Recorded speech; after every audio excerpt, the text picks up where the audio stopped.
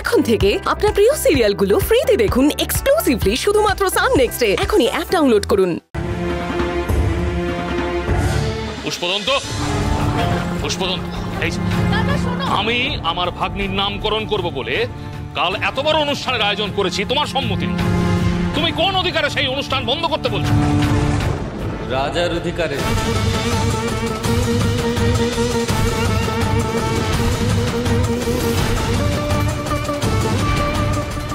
তুমি আমাকে রাজার অধিকার দেখাচ্ছ,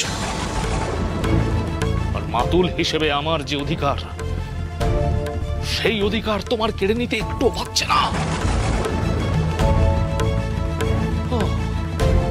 বুঝেছি, তুমি চাও না তোমার মেয়ের জীবনের প্রথম মাঙ্গলিক অনুষ্ঠান আমার হাত দিয়ে হোক, তাই না? আমি বড় মুখ করে এত মান্যগণ্য মানুষকে নিমন্ত্রণ জানালাম, আর তুমি সেই অনুষ্ঠান বাতিল করে তাদের সামনে আমার মুখ পোড়াতে চাইছো। চন্দ্রকান্ত, তুমি উত্তেজনার বশে আমাকে ভুল বুঝছো। ভুল? হ্যাঁ, ভুল ভুল আমি করেছি। আমি তোমার গোপন অভিসন্ধি আমি বুঝতে পারিনি। পুষ্পদন্ত, তুমি যে অজুহাত দেখাচ্ছ সেটা কোনো কারণ নয়। তুমি শান্ত হও চন্দ্রকান্ত, তোমার খারাপ লেগেছে, আমি সেটা বুঝতে পেরেছি, কিন্তু আমার কথা ভাবো তো, বাবা হিসেবে কি আমার খারাপ লাগছে না? কিন্তু আমার রাজ্যের প্রজারা যখন দুঃখ কষ্টের মধ্যে রয়েছে, তাদের ঘরে যখন আনন্দ নেই, তখন রাজা হিসেবে আমি কি করে আনন্দ পাব? সেই কারণেই আমার মেয়ের প্রথম মঙ্গল অনুষ্ঠান বন্ধ করতে আমি বাধ্য হয়েছি। মহারাজ, মহারাজ, প্রণাম মহারাজ। মহারাজ, এক আশ্চর্য ঘটনা ঘটেছে। আবার কি ঘটলো সহদেব? রাজ্যে যে সমস্ত শিশু নিখোঁজ হয়ে গিয়েছিল, তারা প্রত্যেকেই যার যার নিজ নিজ বাড়িতে অলৌকিকভাবে ফিরে এসেছে। তাই নাকি? এ তো সুসংবাদ।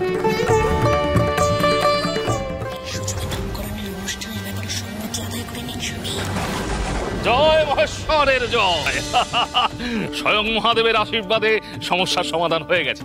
পুষ্পদন্ত, এইবারও কি তুমি তোমার মেয়ের নামকরণের মঙ্গল অনুষ্ঠান বন্ধ করতে চাইবে?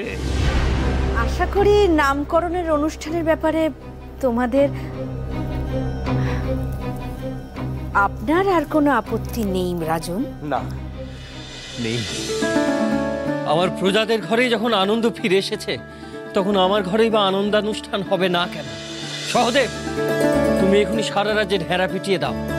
আগামীকাল রাজকন্যার নামকরণ অনুষ্ঠান উপলক্ষে সমগ্র রাজ্যবাসীর আমন্ত্রণ রইল আমার এই রাজপ্রাসাদে। যথাজ্ঞা মহারাজ।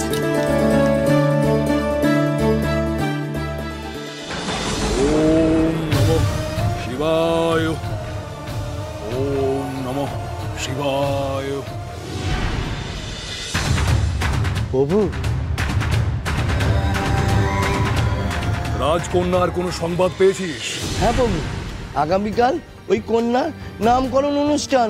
গোটা গন্ধবপুর রাজ্যের প্রজাদের রাজপ্রাসাদের নেমন্তন্ন।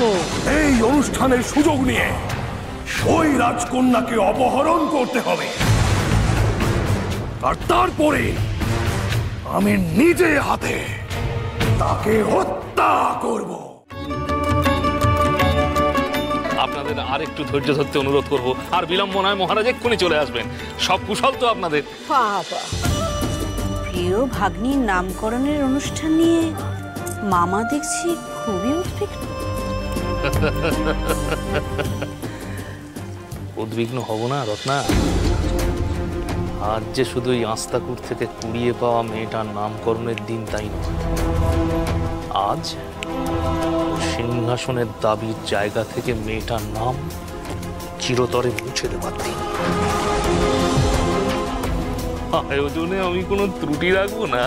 সাবধান সাবধান, গন্ধর্বপুরের অধীশ্বর রাজাধিরাজ পুষ্পদন্ত ও আর মহারানী পদ্মাবতী তাদের কন্যাকে নিয়ে আসছেন।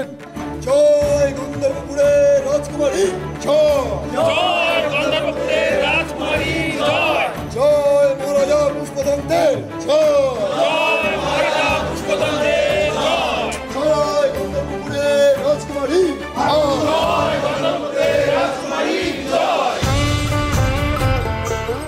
আমি এক অতি সাধারণ ঘরের ছেলে। কর্ম এবং ভাগ্যের জোরে আমি আপনাদের রাজা হয়েছি, কিন্তু আমার প্রজারা, আমার চারপাশের সকলে যেভাবে আমাকে আশীর্বাদ করেছেন, ভালোবেসেছেন, আপন করে নিয়েছেন, রাজা হিসেবে আমি আপনাদের কাছে কৃতজ্ঞ।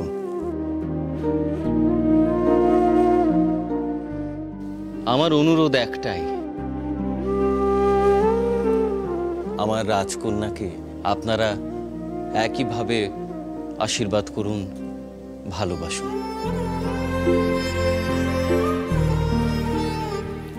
রাজকন্যার জয় হোক, এ নিয়ে আপনি ভাববেন না মহারাজ। ইতিমধ্যেই রাজকন্যা আমাদের রাজ্যের সকল মানুষের কাছে নয়নের মণি।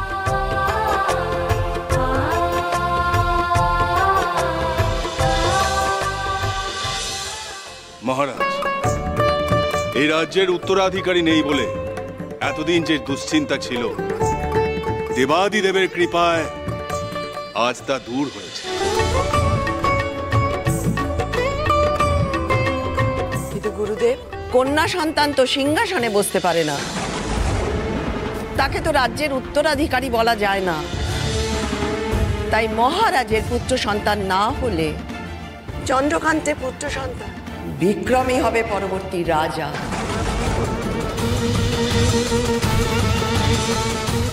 রাজমাতা, আপনার বোধহয় স্মরণে আছে, আপনার স্বামী আমাদের পূর্বতন মহারাজ নিজের পুত্র চন্দ্রকান্তের পরিবর্তে পুষ্পদন্তকে নির্বাচন করেছে।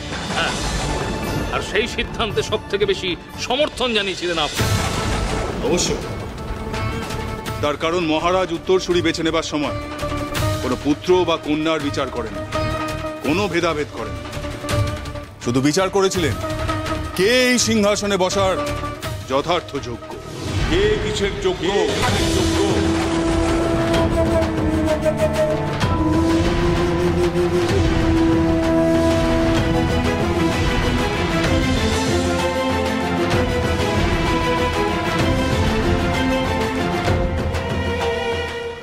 গুরুদেব,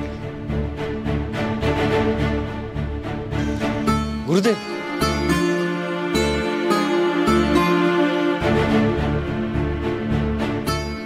যোগ্যতার প্রশ্ন যখন উঠল, তখন এই একটা কথা আমি জানতে চাই, যে শিশু কন্যাটিকে